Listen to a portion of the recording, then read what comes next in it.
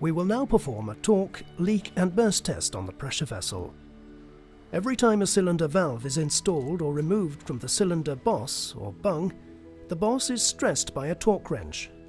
The ISO 11119-3 standard requires the installed cylinder valve to be tightened to a torque which is 150% of the installation torque recommended by the manufacturer.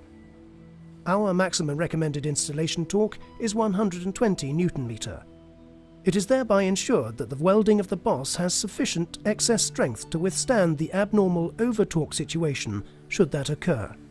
After reaching the test torque of 180 Nm, the valve is unscrewed. The boss threads are then visually inspected and must not show any damage. The valve is then reinstalled and tightened again to the test torque of 180 Nm. After reaching the valve installation test torque, the cylinder is pressurized to 20 bar, 2/3 of the test pressure of 30 bar. This pressure must be sustained for 2 hours.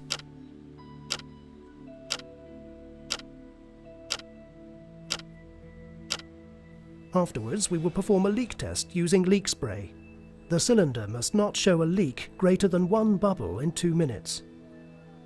As you can see, there are no leaks coming from the cylinder boss assembly.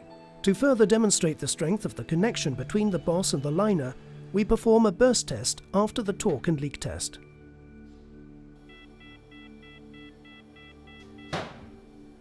The burst pressure is 162 bar, meaning that the burst pressure of the vessel remains unchanged even after being subjected to an excess valve installation torque.